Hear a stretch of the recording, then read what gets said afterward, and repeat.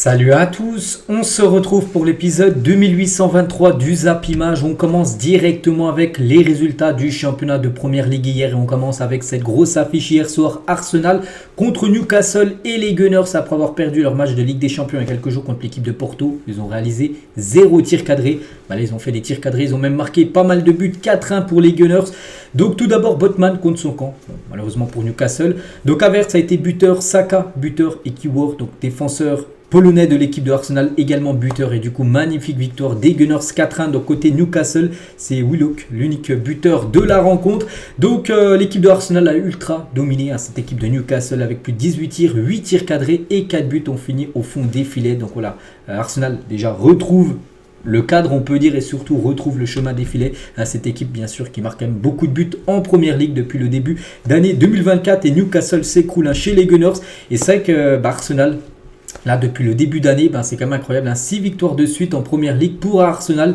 Donc contre Newcastle, Burnley, West Ham, Liverpool, Nottingham Forest et Crystal Palace. 25 buts marqués en 6 matchs. C'est vrai qu'on s'est demandé ce qui s'est passé là, il y a quelques jours du côté de Porto.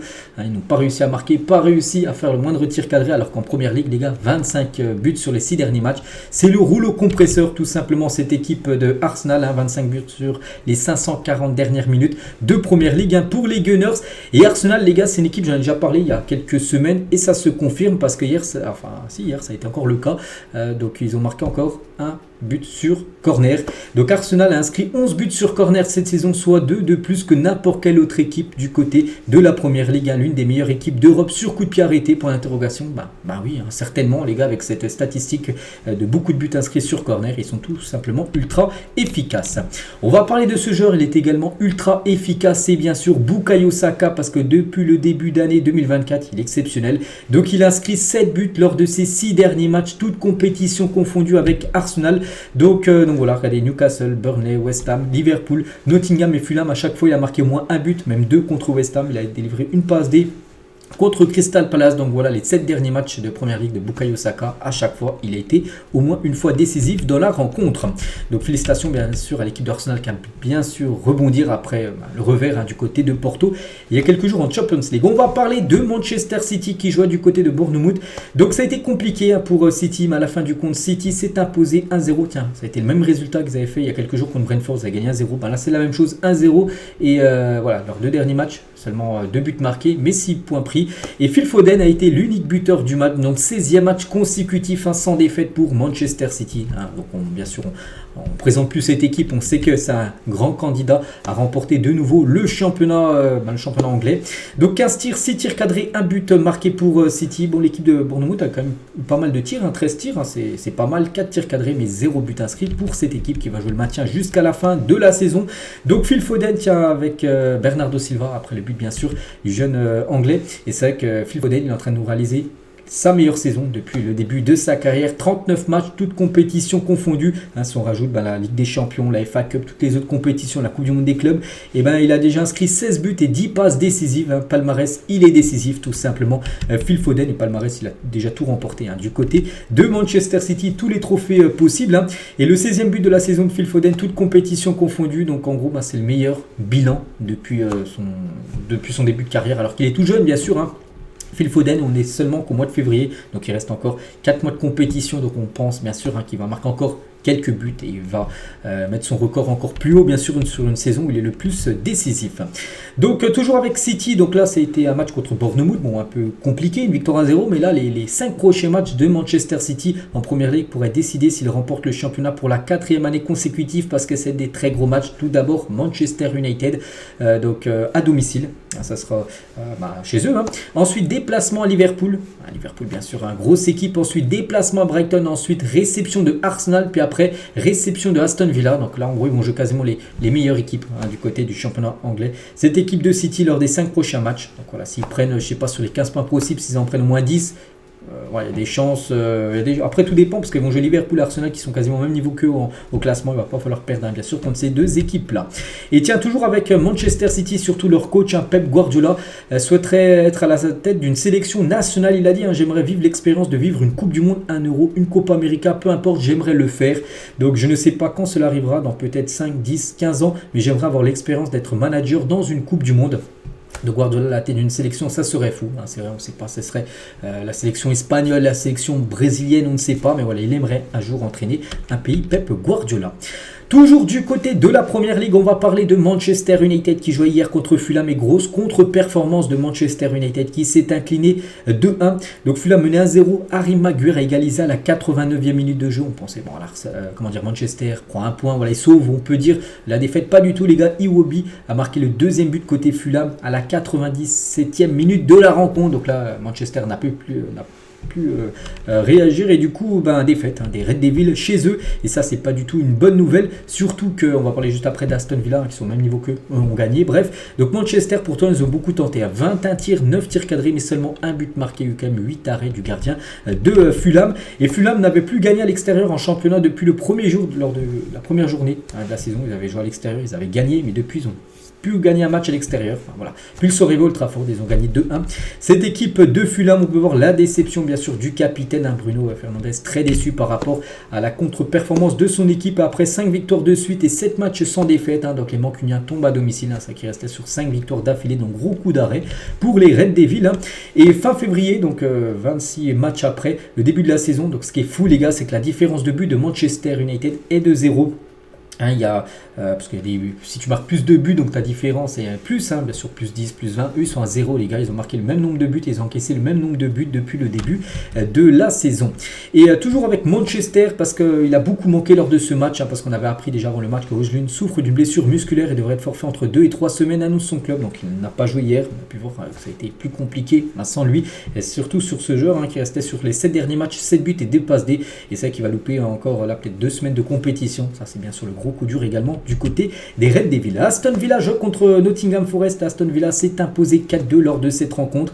Donc Louise Bailey et Ollie Watkins, un buteur en tout début de match, donc parfait pour Aston Villa.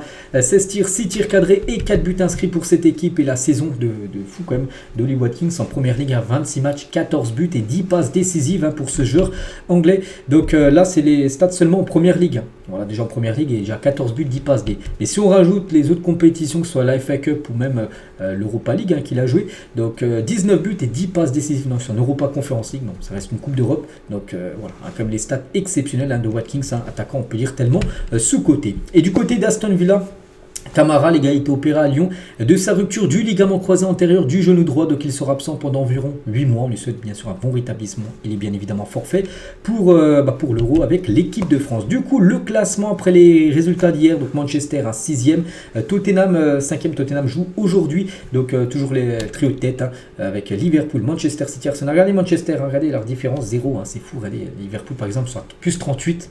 En différence, Manchester soit à 0, on a parlé il y a quelques secondes. Et sinon, dans le trio de tête, les gars, donc Liverpool 60, City 59 et Arsenal 58. Donc voilà, ça ne bouge pas bien sûr par rapport aux 3 premiers. Aujourd'hui, seulement un match en première ligue, Wolverhampton contre Sheffield United. Voilà, c'est le seul match qui a lieu à 14h30 parce qu'aujourd'hui, un gros match en Angleterre. C'est une finale, c'est la finale de la Carabao Cup entre Chelsea et Liverpool. Donc c'est la Coupe de la Ligue anglaise et c'est aujourd'hui, c'est à 16h le coup d'envoi. Ça sera du côté de Wembley. Donc voilà, deux défenseurs qui seront titulaires, Van Dijk et Disasi, côté Chelsea. Et Malo Gusto déterminé avant la finale de Carabao Cup face à Liverpool ce week-end. Donc prêt à aller à la guerre en gros, parce qu'il est en mode musculation. Malo Gusto qui devrait certainement être titulaire lui aussi du côté de Chelsea aujourd'hui. Concernant l'équipe de Liverpool, donc rien à voir avec le match, mais on va parler d'Alexander-Arnold a été contraint d'embaucher une sécurité renforcée, installer des caméras de surveillance dans sa maison et changer de numéro de téléphone. On se dit, qu'est-ce qui se passe Donc la raison, le joueur de Liverpool sera actuellement harcelé par un supporter obsédé par le sexe qui lui envoie des messages obscènes. Voilà, donc voilà, c'est une femme. La femme s'est présentée chez lui au centre d'entraînement de Liverpool et dans les restaurants préférés d'Alexander-Arnold, vraiment le suit partout. Les membres de la famille du joueur ont également été bombardés de messages.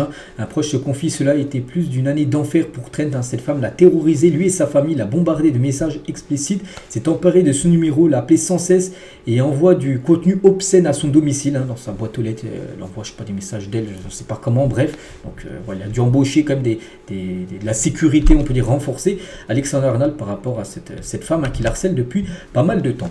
Tiens, on va parler à côté Chelsea, Nicolas Jackson sur son inspiration près de Karim Benzema. Lui pourrait peut-être jouer cet après-midi lors de la finale.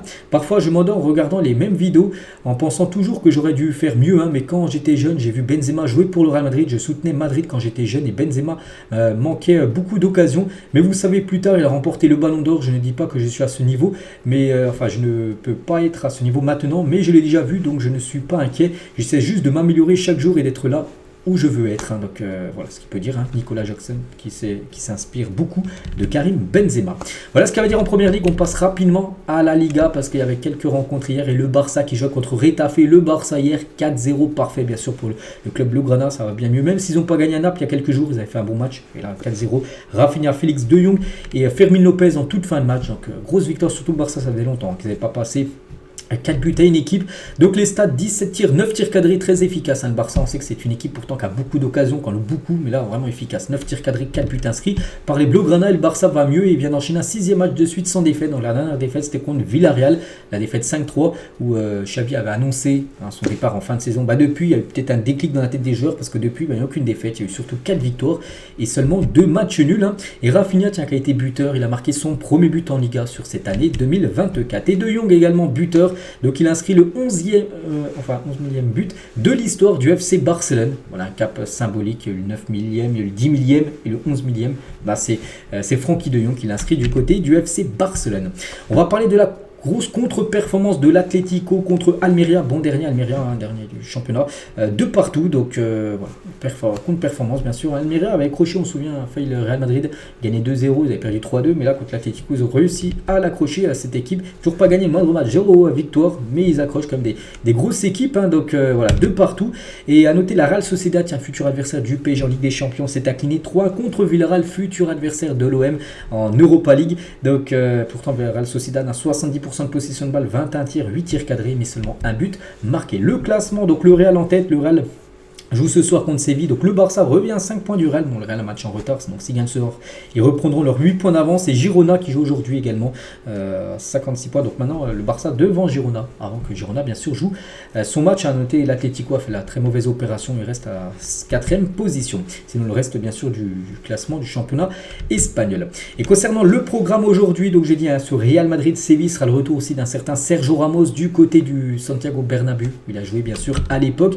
Et le FC Séville accuse le Real Madrid de faire pression sur l'arbitre de leur rencontre. Regardez, Séville, les gars, ils ont mis un communiqué officiel de la part d'eux, tout simplement. Le club andalou dénonce une campagne de persécution et de harcèlement vers l'arbitre Diaz de Mera et González Fuertes proposé à la VAR, orchestré par Real Madrid TV, la chaîne de télévision officielle du Real Madrid, parce que ces deux arbitres-là seront les arbitres du match, donc l'arbitre à la VAR et l'arbitre principal du match. Et le Real Madrid, d'après leur chaîne Real Madrid TV, aurait mis la pression sur ces arbitres-là pour plus qu'ils fassent d'erreurs. Et le club andalou a communiqué par rapport à ça. Donc voilà, on verra ce que ça va donner ce soir, bien sûr. Ce match, n'oubliez pas que Séville déçoit cette saison. Regardez, Séville, ils sont quand même 15e de Liga. C'est quand même une catastrophe pour eux. Et on finit, les gars, cet épisode aujourd'hui avec officiel. Joselu souffre d'un œdème à la jambe, donc il est forfait pour le match du jour. Il sera absent pendant 3 semaines. On lui souhaite bien sûr un très bon rétablissement. Donc voilà ce qu'il y a à dire aujourd'hui concernant la deuxième vidéo. Il y en aura bien sûr une autre, voire peut-être 2 autres aujourd'hui, bien sûr. Donc moi je vous laisse et à tout à l'heure.